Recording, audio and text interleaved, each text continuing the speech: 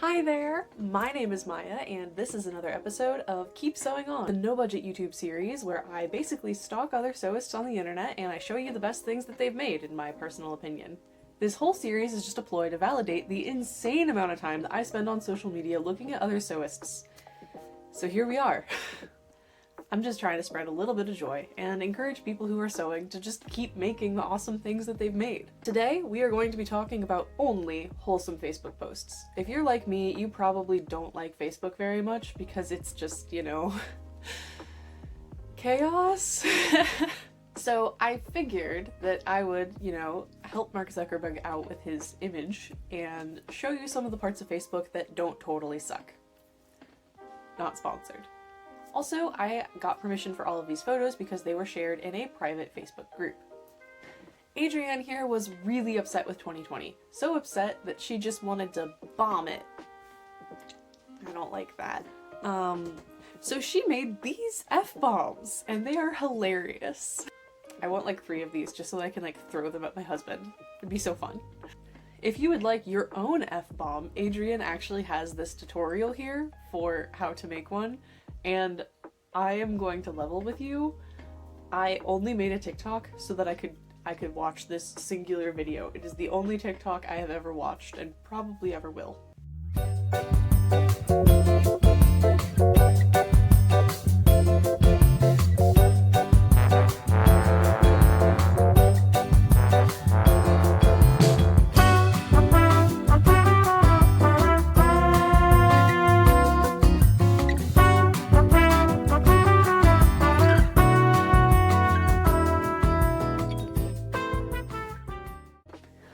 Adrienne, thank you for sewing on and helping us to sew on with this awesome little tutorial.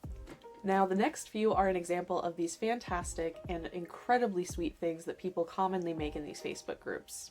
This is a memory bear.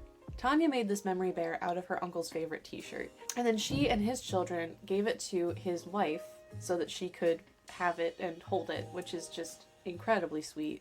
And I think it is just so beautiful how happy she is to have this piece of her husband still, and like having this tactile piece of the person that you loved to hold, I think would be so comforting, especially when it's someone that you used to, fall asleep next to every night. And this is also an incredible heirloom. Like, his grandkids are going to be able to have like this piece of him as well now. Especially like grandkids that didn't get the chance to meet him, now they have this piece of him, and that's so cool. Now, Pam has a different approach to memory bears. She made these memory sharks. So, obviously this story starts with a little bit of tragedy. This grandfather of a very large family passed away, and all of the grandkids were very close with him.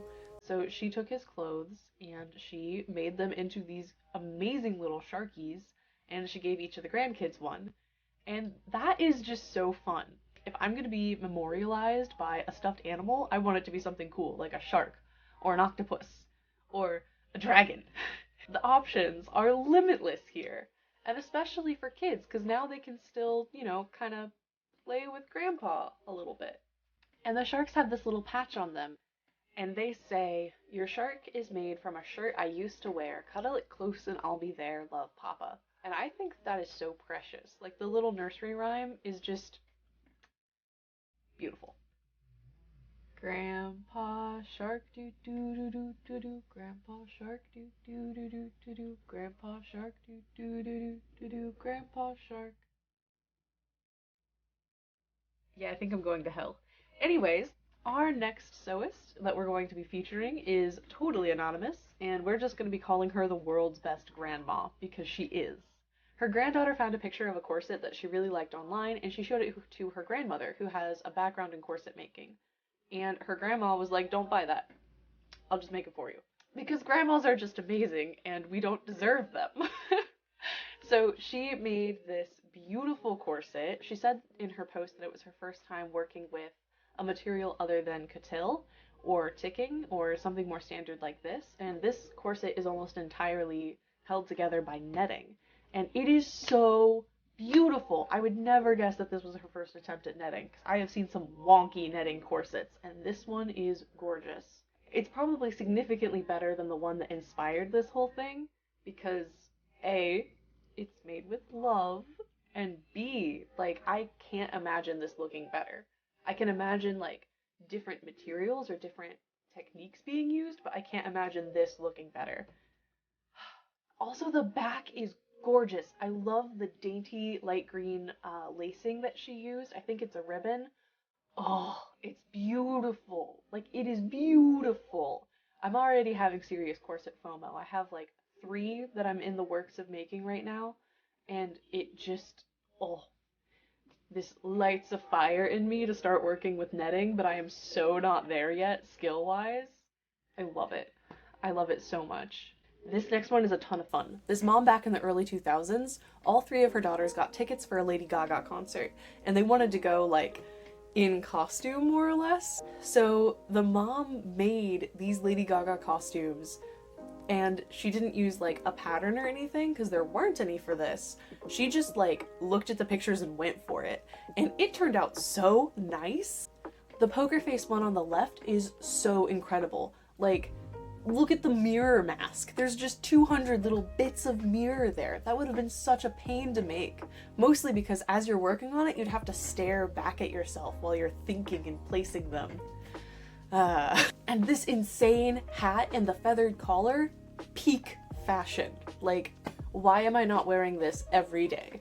And having attached feathers to garments before, I can tell you, feathers are probably my least favorite thing to work with. It's just a pain. And if you glue them, it doesn't quite look right, and then you get the glue in your fingers, and if you sew them, then you have to like pierce the stems just right so that they don't split and fall off, and it just, ugh. I don't like it. So I am so impressed whenever I see someone work with feathers and, you know, do a really good job with it, because personally I just can't stand it. Is this cosplay? Or is this just fashion? Because like Lady Gaga is a real person, like she's not a character. So is it cosplay if you dress up like her? Or is it like really derivative fashion? Because I am confused. I mean, I guess Lady Gaga is a stage persona, so you could argue that she's a character and they're dressing up like her persona, her character. I don't know. Let me know in the comments what you think, because I have no real opinions. Our next sewist is named Karen, and we're going to have a kind Karen appreciation moment. Hashtag not all Karens. Karen does sewing like professionally, and she got a call from a woman who was getting married in 2 days, and that day she needed a veil because she didn't have a veil yet, which is kind of a huge part of the ceremony. Which like I didn't get my veil till last minute either, so I feel you, girl.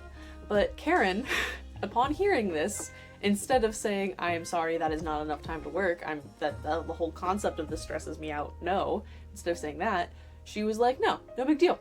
I have this scrap of lace from my daughter's wedding dress, and I can just fashion that into a veil for you and send you on your way. No big deal. And that's what she did. And it looks amazing. Like, that looks amazing. Because working with lace is a little bit tricky. Like, it can go really quick, or like a wrench can get thrown in it and it just is a problem. And it really depends on the project and what you're working with and all of that good stuff. So I am impressed that A, nothing went wrong, B, she was able to get it done like lightning fast, like she obviously was, and then it came out so good. But then again, I'm a sucker for any kind of botanical print on a lace. Oh, is this the kindest Karen ever? I don't know, probably. It's not a competition. Can you imagine if like people were ranked by like everyone with their name, who was like the kindest and who was like the most fashionable? I would hate that. Like, I would absolutely hate like looking at my tier list and being like, cool, I am literally the worst Maya. The sewing community is amazing, and it is full of some of the greatest and most talented and kind people. Like, these women and men are some of the most fantastic creators, and I'm super biased and I know that, but still, I love all you guys so much. And as much as Facebook can be a flaming garbage bin or a swirling void of entropy, as it were, it's absolutely worth the sewing groups, or even some of the other smaller communities that are on Facebook. Like, half of my furniture has come from, like, curb alerts on Facebook, so, you know, we're high class. If you're a sewist or even just want to be, there's probably a Facebook group out there for you. I will link a couple of my favorites in the description box below just because I want to help you get your feet wet a little bit. And I want to say, like, if you want to sew or you want to find other people that sew, just jump in. Like, we're not scary, we don't bite. That's not true, some of us bite, but there's so few of them that it doesn't really matter at the end of the day. And you don't even have to post anything. Just reading other people's posts and other people's questions and answers can teach you so much. You can just lurk. I lurk most of the time. Well, I lurk and then I make YouTube videos about my lurking, so I don't know that it really counts as lurking. I don't know. Anyways, thank you for making it all the way to the end of the video. You are amazing. It's insane to me that people like to watch these videos, and I'm so glad that people do. If you haven't already, remember to subscribe so you can see more videos like this, and be sure to like the video so that the algorithm picks it up and more people like you can see it. Hopefully. Fingers crossed. Oh, and most importantly, remember to keep sewing on. See what I did there? Solid transition. Bye, friends! Should probably move my post-it notes.